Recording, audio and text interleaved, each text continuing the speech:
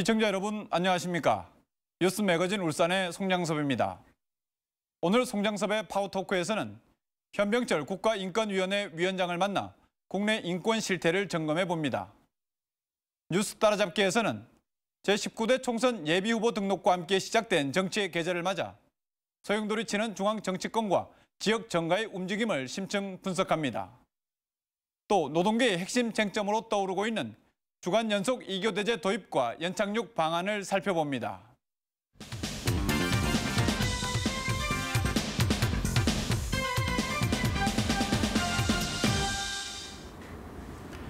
송장섭의 파워토크 시간입니다. 오늘은 국가인권위원회 현병철 위원장과 함께합니다. 위원장님 반갑습니다. 네, 반갑습니다. 예. 네. 바쁘신 가운데 자리에 함께해 주셔서 고맙습니다. 네, 예. 반갑습니다. 본격적인 대화를 나누기 앞서서 네. 국가인권위원회 하면 뭐 아시는 분들이야 잘 아시겠지만 어떤 단체인가 아직도 잘 모르시는 분도 계실 것 같은데 네. 국가인권위원회가 어떤 기관인지 먼저 간략하게 소개를 좀 해주시겠습니까? 네, 국가인권위원회는 대한민국에 거주하는 모든 사람, 예. 그분들이 가지고 있는 인간으로서의 존엄과 가치, 이거를 구현하고 보장하고 실현시키는 역할을 저희들이 하고 있습니다. 예. 이제 가령 뭐 인권 침해를 받는다든가 차별을 받는다든가 뭐 이렇게 하면은 저희들이 그걸 구제도 하고요. 또 우리 법과 제도 같은데 그런 걸 해치는 그런 제도가 있다 할 것 같으면 뭐 시정하도록 정부에 권고도 하고 그렇습니다. 네. 누구든지 이 지역에 있는 분도 1331입니다. 전화만 하면 누구든지 다 접할 수가 있습니다. 알겠습니다. 국가인권위원회가 지난 2001년 11월 25일 날 출범했으니까 올해로 이제 꼭 10년이 됐습니다. 10년입니다. 예. 위원장님, 지난 인권위원회의 10년 어떻게 평가하십니까? 저희로서는요, 국가인권위원회가 그 활동했던 게 가장 큰 업적이라 할까 한 게요. 국민 모두가 인권이 우리들이 문제다. 내 생활의 문제다. 그 일상적인 그 생활에 부딪히는 문제가 인권과 관련되어 있다. 근데 그걸 좀 본인이 의식하든 못했든 거기에 이제 저희들이 초점을 맞춰서 많이 활동을 했는데 국민들이 의외로 많이 거기에 이제 적응을 하셔갖고요. 이제는 네. 인권 국가에서도 어떤 법을 제정한다든가 제도를 마련할 때는 인권을 기준으로 삼고 저희들에게 문의도 많이 합니다. 또 저희들은 그거를 성실하게 임해서 답을 해주고. 또 국민들이 이런 여러 가지 인권 진정을 한다든가 했을 때는 항상 그것을 깊이 검토해서 권고를 하고 그렇습니다. 네. 네. 지금 이제 10년이란 짧지 않은 역사 속에서 이제 위원장님이 이제 2년 조금 넘게 위원장으로서 지금 활동을 하고 계신데 그동안 위원장님 나름대로 좀 역점을 두고 추진하신 분야가 있다면 어떤 분야를 좀 꼽아주시겠습니까? 제가 그 인권위원장 취임할 때 생활 밀착형 인권을 좀 펼치겠습니다. 생활 밀착형. 예, 이런 얘기를 했습니다. 앞에서도 말씀드렸습니다만은 우리가 일상생활에 가는 데 있어서 부딪히는 여러 가지 문제들, 제일 이제 그 일반적으로 많이 부딪히는 문제는 차별의 문제라든가 또 국가 공권력으로부터 침해를 받은 문제라든가 이런 것들을 아주 일상적인 문제로 저희들이 그 해결해 가겠다, 구제하겠다 그런 말씀을 드렸는데 그게 국민들이 급속도로 인권의식이 높아져 갖고요. 그런 문제들이 참 많이 진정이 오고 많이 해결을 해왔습니다. 앞에서도 말씀드렸습니다만은 그러니까 이제 국가기관이라든가 일반인들도 이제 어떤 제도를 마련할 때 반드시 국가인권위원회의 그 인권에 관한 사항들을 기준으로 삼고 또 많이 진정도 해옵니다.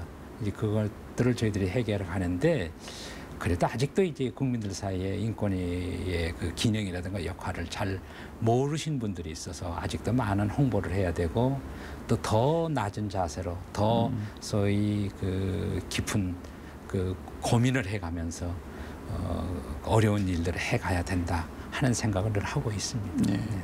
그 위원장님 말씀을 들어보면 인권에 대한 어떤 위원장님의 나름대로 이제 소신이 담겨 있다 이렇게 볼 수가 있는데 위원장님이 생각하시는 그 인권 어떻게 정의를 좀 내려주시겠습니까? 인권은요, 그럼 여러 가지 얘기를 합니다만은 기본적으로 저는 늘 그런 얘기를 합니다. 모든 인간은 존엄하다.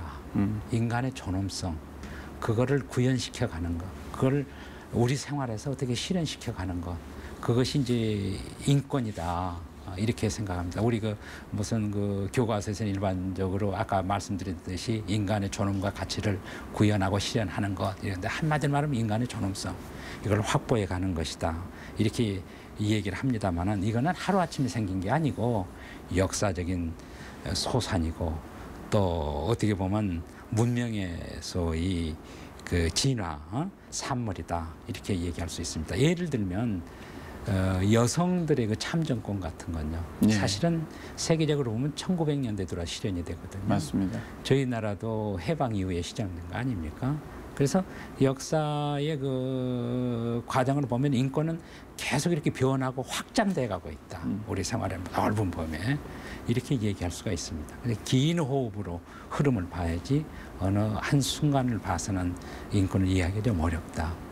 그러나 본질적인 거는 인간의 존엄성 이걸 확보하는 것이다. 그것이 이제 어떻게 구현되느냐 하는 좀 달라질 뿐이죠. 네. 저희들이 이제 업무를 하다 보니까 인권의 문제를 부딪히는 게 국가 공권력에 의해서 개인의 그 침해하는 권리를 침해하는 침해 문제하고 네. 또 일상적인 생활에서 우리 부딪히는 여러 가지 사람 관계라든가 기업 이런 데서 부딪히는 차별의 문제 그것으로 이제 대체로 정리가 되고 있죠. 이런 문제들을 소위 오늘날에 있어서는 그런 문제 중에서 특히 더 문제가 되는 거 이거는 소위 그 차별의 문제가 참 우리나라에 급속도로 그 많이 진정이 들어오고 있습니다. 이제 그게 결국 인간의 삶의 문제죠. 그래서 예를 들면 뭐 판사의 막말, 예. 젊은 판사가 나이 든 피고에게 뭐 버릇없다든가 뭐 예, 이런 예. 얘기. 그때 보도대가 논란이 됐었죠. 논란이 예. 됐었죠. 그런 예가 지금 무수히 많습니다. 예를 들면 뭐 그런 문제가 아니라 키가 적다고 해서 가령 공무원이 될 수가 없다, 경찰이 될 수가 없다든가 그런 차별의 문제. 예. 또는 키 적다고 해서 결혼정보회사에 신청했더니 아예 받아주지도 않는다든가 뭐 이런 얘기. 결국은 이제 우리 일상생활에 부딪히는 차별의 문제거든요. 이게 급속도로 증가하고 있습니다. 국민의식이 굉장히 발전한 거죠. 예전에 보면은 뭐 어떻게 보면은 당연하게 생각하고 그렇죠. 뭐 그럴 수 있지 않느냐 이렇게 받아들였던 건데 지금은 그렇지 않습니다. 요즘에 이제 그런 부분들도 이거 차별이다 이렇게 차별로. 이제 진정이 많이 들어오는 그런 부분이 아니라 이제 인식하게 되죠. 그렇죠. 차별로. 예.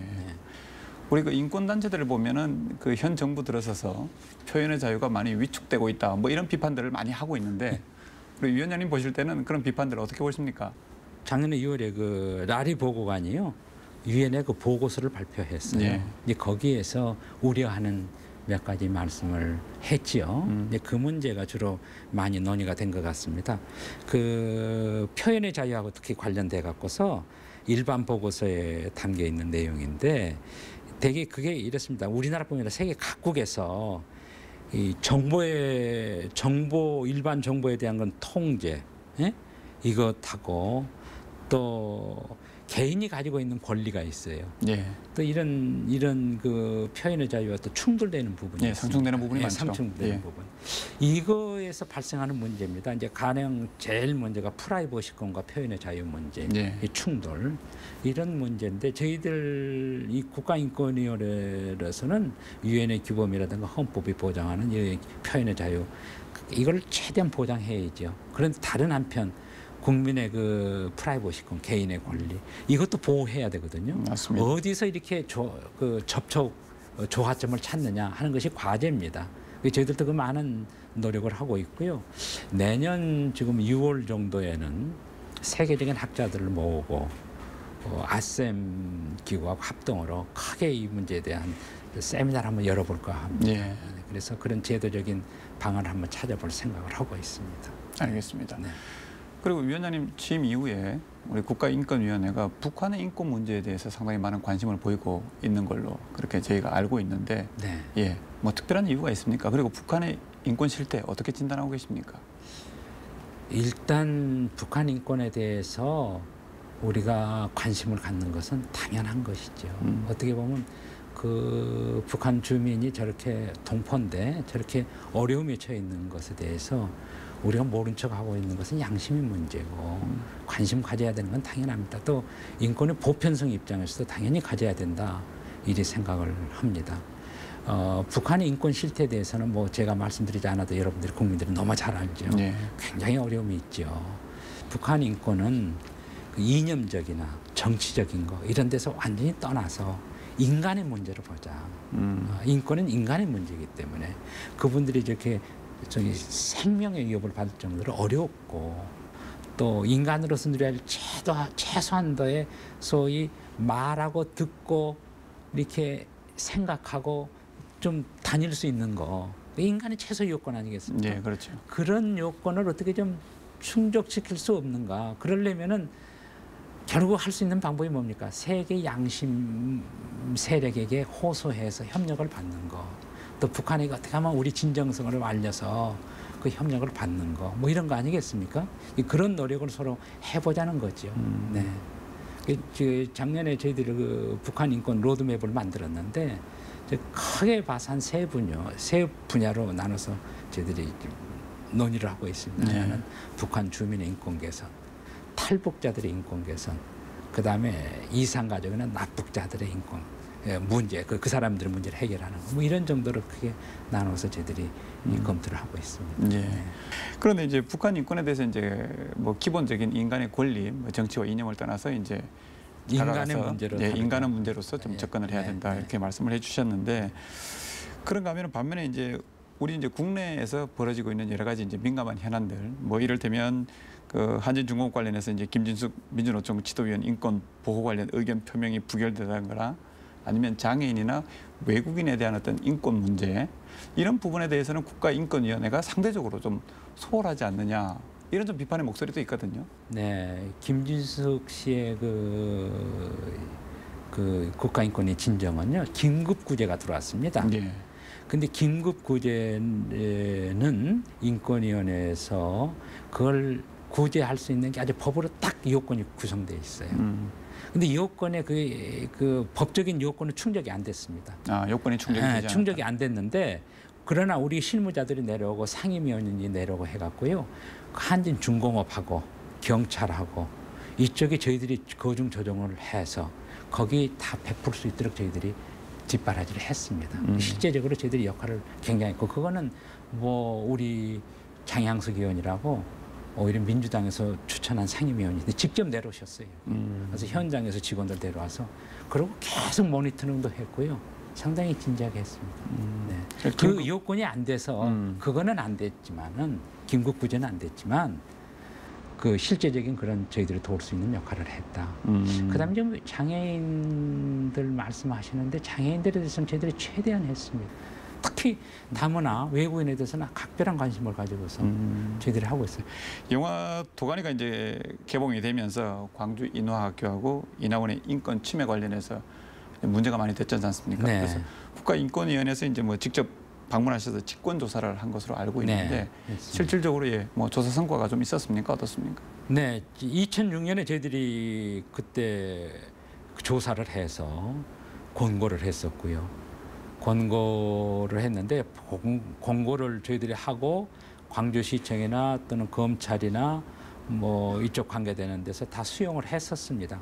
해서 하는데 인하원 측에서 소송을 제기해 갖고서 그게 실현이 안 되는 분야가 많이 있었어요. 네. 네, 그래서 이제 저런 사건이 결과적으로 다시 터졌는데 이번에도 그 사건이 난 다음에 저희들이 바로 조사관들 보내서요. 직권조사도 하고 방문조사도 했습니다. 약간 성격이 좀 다릅니다만은.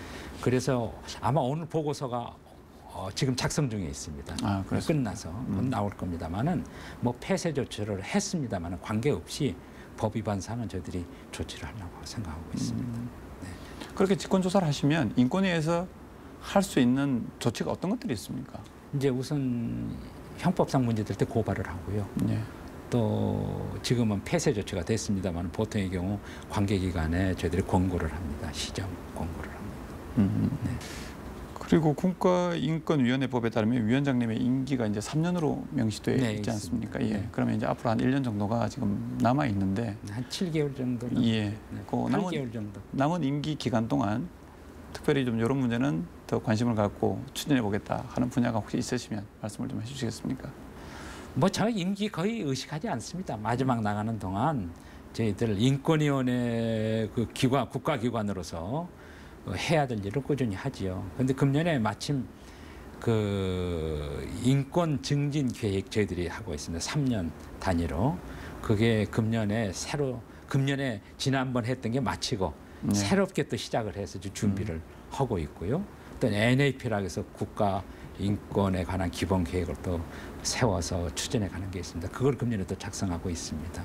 이런 것들 계속 하려고 그러고 개인적으로 그동안 좀 관심 좀 가졌던 것은 지금 말했던 이나은 사건 같은 거 저렇게 사회적 약자, 노인이라든가 다문화 지금 말씀하시는 외국인 문제, 그다음에 장애인 문제, 청소년 문제 뭐 이런 외국인 그 약자, 사회적 약자에 대한 정책은 꾸준히 계속 지금 해가고 있고 그 밖에 새로운 좀 인권 의제라고 할까요? 세계적으로 관심 갖는 것이 기업과 인권입니다. 기업의 영향력이 대단히 커져서 그게 우리 일반인에게 미치는 영향이 크거든요. 그래서 그것은 유엔에서도 관심을 갖고서 그 인권과 결부돼서 여러 가지 안들을 마련하고 있습니다. 그게 작년에 최초로 우리나라에서 큰 대회도 열렸고 그걸 좀 계속 해가려고 그러고요. 또 내년 6월 달에 아까 앞에 말씀드렸습니다만 정보 인권에 대해서 대대적인 큰 세미나를 국제 행사를 한번 하려고 합니다. 그 밖에도 북한 인권에 대해서 여전히 관심을 갖고서 저희들이 활동을 하려고 계획을 하고 있습니다. 네. 그럼 이제 끝으로 우리나라의 어떤 인권 상황이 앞으로 더 나아지기 위해서 우리 국민이나 아니면 정부나 우리 뭐 노력할 부분이 있다면 어떤 부분을 좀 짚어주시겠습니까? 끊임없이 저희들을 좀 관심 가져주시고요. 또 지금 NGO 계통에서는 지금도 많은 저희들을 감시도 해주고 격려도 해주고 비판도 합니다만 그런 기능이 꾸준히 있어야 됩니다. 그래야 저희들이 항상 깨어서 인권의 사각지대가 없는지 늘 살펴보고 끊임없이 노력하는 자세를 잃지 않고 유지해 갈 수 있다 이렇게 생각합니다. 마지막으로 인권위원회는 국가기관입니다. 그래서 저희들이 내리는 어떤 결정이나 권고에 대해서 책임을 져야 됩니다. 인권위의 책임성 이것이 결국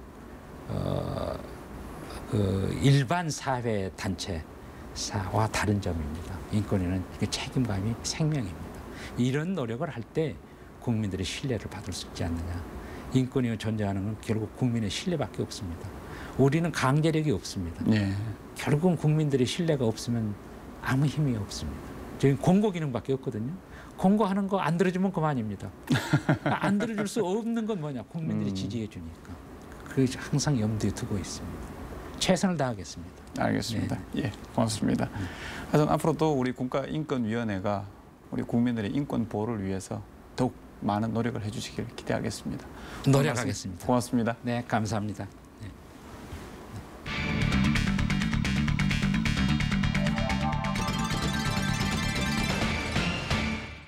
취재 기자와 함께 한 주간의 뉴스를 정리하는 뉴스 따라잡기 시간입니다. 오늘도 이정환 기자 나와 있습니다. 이정환 기자, 오늘 어떤 뉴스 준비해 오셨습니까? 네, 오늘은 지난 13일 제19대 총선 예비후보 등록과 함께 시작된 정치의 계절을 맞아서 소용돌이 치고 있는 중앙정치권과 지역 정가의 움직임에 대해서 살펴보도록 하겠습니다. 그리고 노동계의 핵심 쟁점으로 떠오른 주간 연속 2교대제 도입의 연착륙 방안에 대해서도 짚어보도록 하겠습니다. 지난 13일부터 제19대 총선 예비후보 등록이 시작되면서 지역 정치권도 총선 국면으로 접어들었습니다. 하지만 중앙 정치권이 한치 앞을 내다볼 수 없는 혼미한 상황에 빠지면서 지역의 입후보 예정자들도 중앙 정치권의 움직임에 촉각을 곤두세우고 있습니다.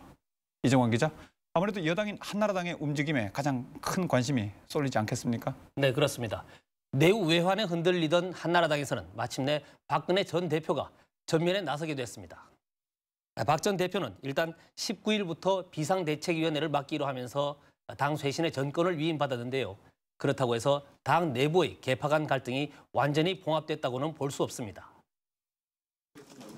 그러나 어떤 식으로든지 이대로는 안 된다는 위기의식이 한나라당 전체에 팽배해 있는 것이 사실입니다. 얘기를 나누고 싶다고 연락이 와서요. 창당을 뛰어넘는 그런 당의 변화를 위해서 우리가 참 노력을 하자, 힘을 모으자 그런 얘기를 나눴습니다.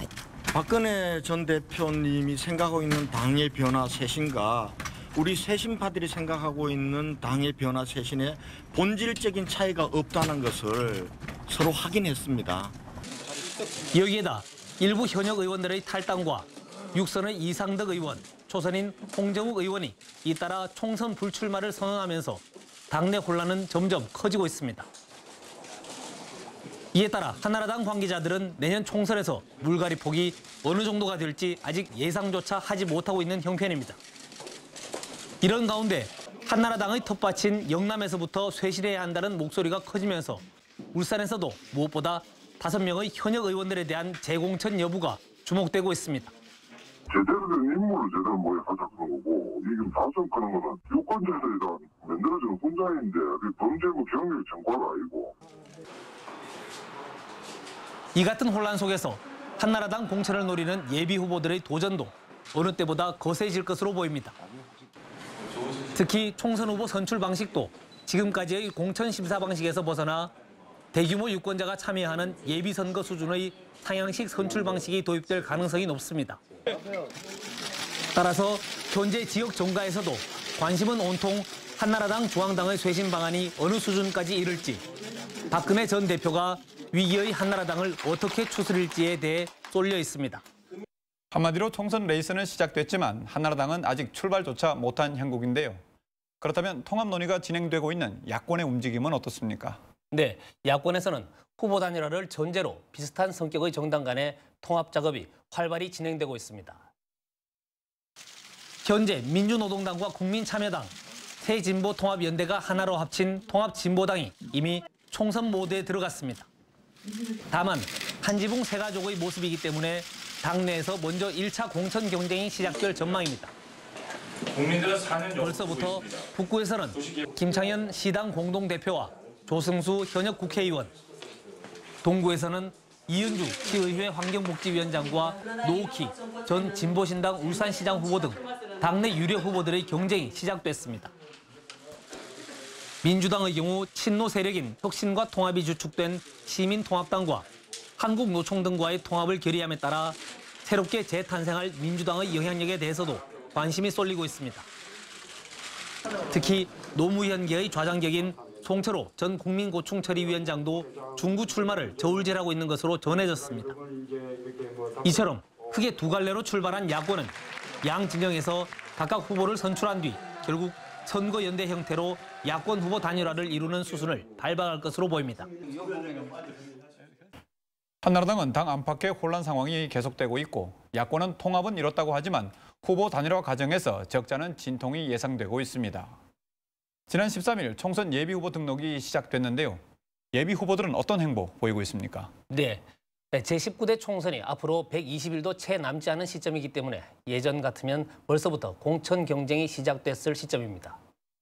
그렇지만 올해는 앞서 말씀드린 것처럼 중앙 정치권의 움직임이 한 치 앞을 내다보기 힘들 정도로 혼란스러운 상황이기 때문에 예비 후보들은 당분간 정중동의 행보를 이어갈 것으로 예상됩니다.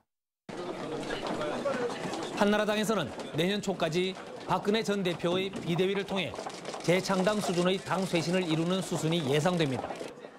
여기에다 공천 탈락자들의 반발 등 복잡한 주변 변수들까지 감안하면 한나라당에서는 공천 시기를 내년 2월 말 이후로 최대한 늦출 가능성이 높습니다. 야권에서도 일단 내년 1월까지 당내 후보를 먼저 결정한 뒤 선거연대에 참여한 정당끼리 최종적으로 야권 후보 단일화를 이루는 수순을 밟을 것으로 예상됩니다. 따라서 내년 총선 구도는 크게 한나라당 후보 대 야권 단일 후보의 1대1 승부가 될 것으로 보입니다. 지난해 6.2 지방선거에서 야권 단일 후보의 위력이 확인된 만큼 지금까지 한나라당이 초강세를 보였던 울산의 정치 지형도 내년에는 어떻게 변화할지 가늠하기 힘들 것으로 전망됩니다. 19대 총선 예비후보로 등록하고 있는 이 후보 예정자들은 과거 총선에 출마한 적이 있거나 지방선거에 당선된 적이 있는 중량급의 후보들이 대부분입니다. 예비후보자로 등록하면 선거사무소 설치와 명함 배부, 전자우편과 문자 메시지 발송, 그리고 직접 통화 방식의 지지 호소 등 제한적인 선거운동을 할 수 있습니다. 따라서 예비후보들은 복잡한 중앙정치권의 흐름을 예의주시하면서도 지역의 크고 작은 행사에 참여해 출마 사실을 알리고 지지를 호소해야 하기 때문에 당분간은 숨 쉴 틈 없는 일정을 소화해야 할 것으로 보입니다. 제19대 총선 예비후보 등록과 함께 입후보 예정자들은 잇따라 출사표를 던지고 있습니다. 내년 4월 11일까지 지역사회에 새로운 희망을 안겨줄 진정한 정치인은 누구인지 계속 지켜봐야겠습니다. 뉴스 매거진 울산에서도 시민 여러분들의 올바른 선택에 도움이 되도록 총선과 관련한 소식들 지속적으로 심층 분석해 드리겠습니다. 이번에는 현대자동차 노조 새 집행부가 핵심 공약으로 내건 주간 연속 2교대제 도입의 쟁점과 연착륙 방안에 대해 살펴보도록 하겠습니다. 이정환 기자, 현대자동차의 주간 연속 2교대제 도입을 두고는 지난 2005년부터 꾸준히 논의가 되어 온 걸로 알고 있는데 현재 어떻게 진행되고 있습니까? 네, 현대자동차 노사는 지난 2005년 노사 합의를 통해 2009년부터 주간 연속 2교대제를 도입하기로 했습니다. 하지만 세부 내용에서의 의견 차이로 인해 노사 합의 6년이 지난 올해까지도 도입하지 못하고 있는 형편입니다. 주간 연속 2교대제는 주야간 맞교대 근무 대신 주간에만 2교대로 나누어서 일하는 근무 형태로 핵심은 밤샘 근무를 없애자는 것입니다. 현재까지 논의된 방안은 1조가 오전 6시 30분부터 오후 3시 10분까지, 2조가 오후 3시 10분부터 밤 12시 50분까지 일하고 밤에는 공장을 가동하지 않는 겁니다. 새로 출범한 노조는 당장 내년 말부터 주간 연속 2교대제 시행을 목표로 회사 측과 협상을 하겠다고 밝혔습니다. 어제 최고 경영자가 이 부분에 대해서 사회적 선언을 통해서 밤샘 근무 없는 노동 이런 부분들을 선언을 해주면은 여기서 실무적으로 풀 때도 쉽지 않겠나 이런 판단을 가지고 있습니다. 반면에 회사는 3천억 원의 설비 투자를 거쳐 오는 2013년 시행을 목표로 준비하겠다는 입장입니다. 노조와 최종 합의를 거쳐서 약 1년가량 소요되는 설비 보완 공사가 마무리되는 2013년부터 본격적으로 이 제도를 시행할 방침입니다. 고용노동부가 주야간 맞교대 근무를 개선하라고 촉구하고 나선 가운데 현대자동차 노사가 협상을 통해 주간 연속 2교대제 도입을 끌어낼 수 있을지 노동계 전체의 관심이 집중되고 있습니다. 주간 연속 2교대제 도입을 두고는 현대차 노사 모두 이견이 없는데 강론에 대해서는 이견이 적지 않은 것 같습니다. 이정환 기자, 핵심 쟁점 어떤 것들이 있습니까? 네, 말씀하신 대로 주간 연속 2교대제를 도입하자는 데는 현대자동차 노사 모두 이견이 없습니다. 다만 본격적인 시행까지는 풀어야 할 과제가 여전히 만만치 않아 보입니다. 이처럼 현대차 노사가 주간 연속 2교대제 시행에 합의하고도 6년째 줄다리기만 한 채 진전이 없었던 것은 강론에서 양측의 입장이 엇갈리고 있기 때문입니다. 특히 하루 4시간 정도 근무 시간이 줄어들면서 발생하는 생산성 손실을 어떻게 보충하느냐가 핵심이라고 할 수 있습니다.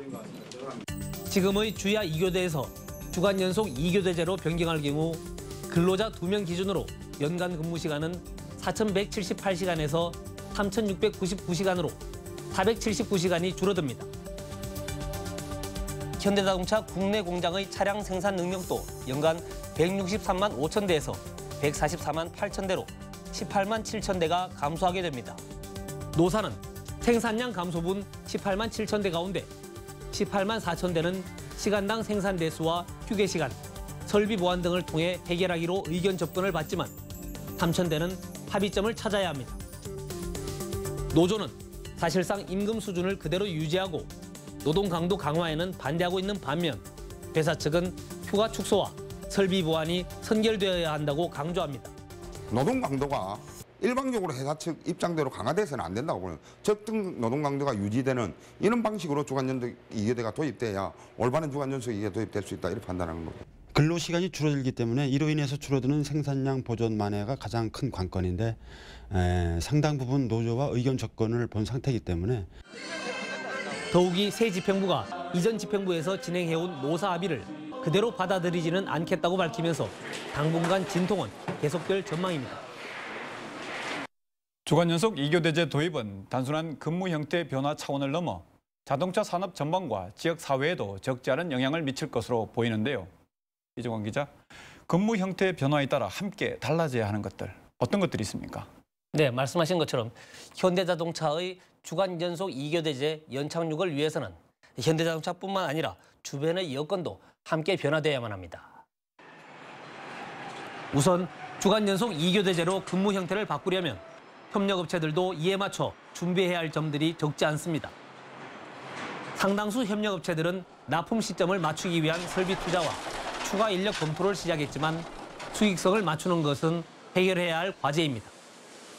또 근무 시간과 임금 산정 등을 놓고 노조와 협의를 시작했지만 여전히 의견 차이가 큰 만큼 타결까지는 상당한 시간이 걸릴 전망입니다.